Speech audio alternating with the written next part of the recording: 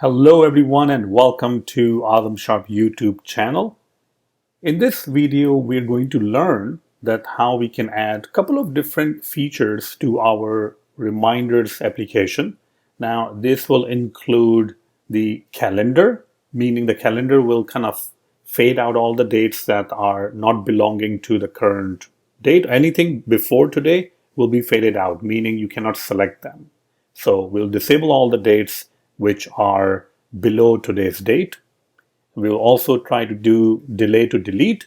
And you can see right over here in our preview that today is June 1st and it is displaying June 1st, which is perfectly fine.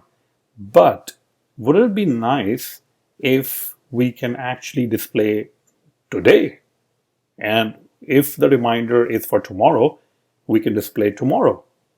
But anything after tomorrow, we can display the actual date. And that's actually how your reminders Apple app works also. And you can check it out. Just launch the app, try to set the date for today or tomorrow. It will say today or tomorrow instead of displaying the date. Now, our first thing that we need to think about is that if we are trying to make sure that this says today, because today is June 1st, then where should we put that code? And I always advise to take small steps. Now you might be thinking, okay, I'm going to create a package and I'm going to do like a SPM package and I'm going to put all these functions over there so I can deploy it separately. Hold on. We're just trying to do for reminder cell view. That's all we're trying to do it, right? I mean, we don't really want to use it somewhere else at this particular moment in time, right? So let's just take very small steps.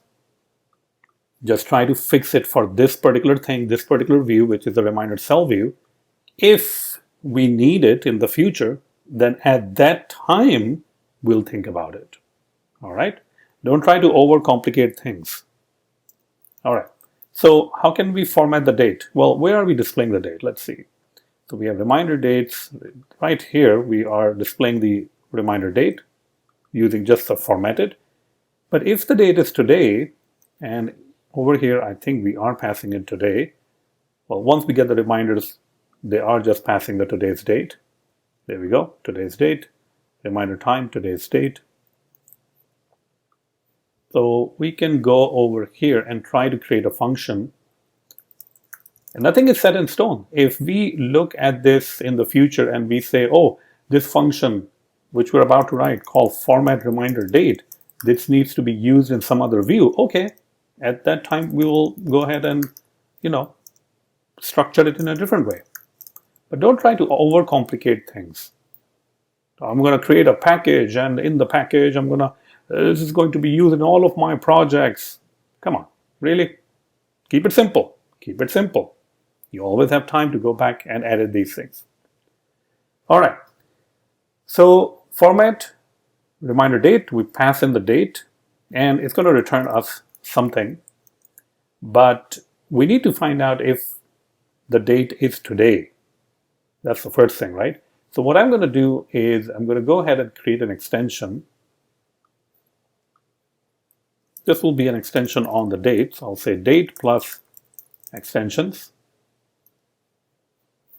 And in this extension, I can probably add some functions that can find out if it is today or not.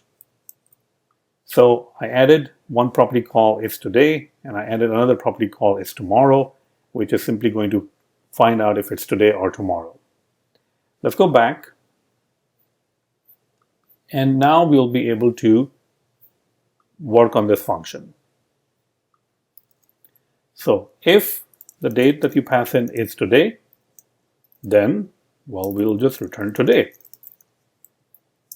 Else, if the date that you pass in is tomorrow, then, well, we'll go ahead and return tomorrow.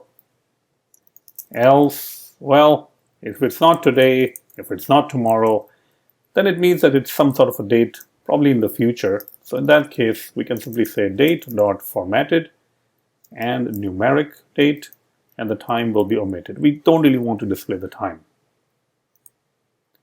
Now, we need to still call this function, which is format reminder date. Let's go scroll down where we're displaying the date. And right over here, we're going to say format reminder date. Now, I guess there are multiple ways of doing that. You can create like a reminder date formatted property also, and you can do it this way also. Reminder date. Okay, there we go. You can see that it is displaying today. All right. Now you can go ahead and check these things, like if it's displaying today or tomorrow, it's going to work fine. You can, if you want, you can definitely check it out. But that's the best way to check out is just create some other reminders and then just check out that if those reminders are displaying the correct date or not. All right. The other thing that we want to do is currently you can see right here, we are displaying the time, right? And we are simply saying formatted time. So maybe there's a way that we can format this so that it only shows us like the minutes or something, like not the whole thing. So let's see, like the hour and minutes. So not the whole thing. So let's see how we can do that. Now, I'm sure there are multiple ways of displaying the time in a formatted way. Let's see, if I say reminder time and I say style is time, and there we go. Nice and easy, right? So all of these helper functions are already built into your SwiftUI framework. Today, 8:02 a.m. Perfect. Now, other thing that we want to do is remember the reminder edit screen where we can actually select a calendar. Now let me go ahead and select the calendar. Well, calendar looks fine, but can I go back and select a date in the past? May 2nd, 2024. Today is June 1st, 2024. So I shouldn't be able to select these dates because they are in the past, but I can. So let's go ahead and see that how we can make sure that you are not able to select these dates. So here's our show calendar, this part. It says select date, reminder date, displayed components as date. That is perfectly fine. Now, one other thing that we can add over here is that should be before, over here, I think after this is in, because we can provide a range over here. And you can see, like if I go ahead and type in date picker, you should be able to see this one. There we go, this one. So we'll say select date. The selection is going to go in reminder date. Close range. So this is the range that we are providing. Let's remove the other one. We don't really want that. And let's fill out the last part, which is date. And what should be the close range over here? What can we pass over here? So this is the range that will be activated. So I'm going to say now, which is right now, whatever the time is now, and in the future. There we go. So now if I go over here, and if I clicked on select date, you can see that I can't even go back. See that? I can't even go back and see those dates. And I think if it was June 2nd, like if it was June 2nd, then you wouldn't be able to select June 1st because it will only allow you to select the dates that are current, which is June 1st, and all the future dates. So we can go in the future and select anything, but we cannot go in the past. You can see that it kind of disables these things, which is kind of crazy that how easy it is to implement these things. All right, great. So what is the next thing that we want to do? Well, if we go back to the reminder cell view, one of the features of a reminder application that is on Apple, meaning the Apple official app, is when you check mark this, like when I say, okay, this thing is selected, it's not immediately going to go away. It's going to take a little bit of time, maybe 1 or 2 seconds to go away. That's just the feature. That's just how Apple has implemented those things. And the reason that they have done it this way is the user will still have some chance that they can go ahead and uncheck this. They can say that, oh, I accidentally did that, so let me uncheck this. Let me undo it. So we want to build that. How can we do this, right? But before we do that, let's go ahead and thank our sponsors.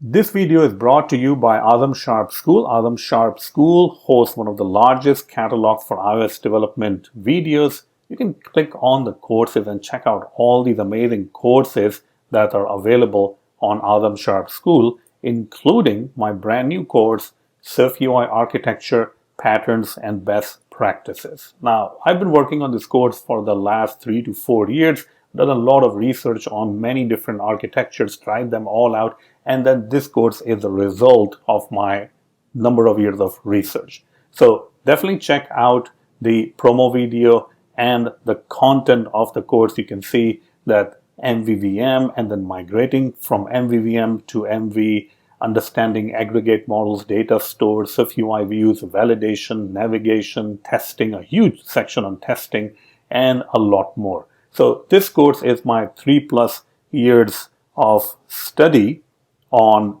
how you can build SwiftUI application with the built-in architecture that is already available through SwiftUI. So you don't really need to wrap anything with anything.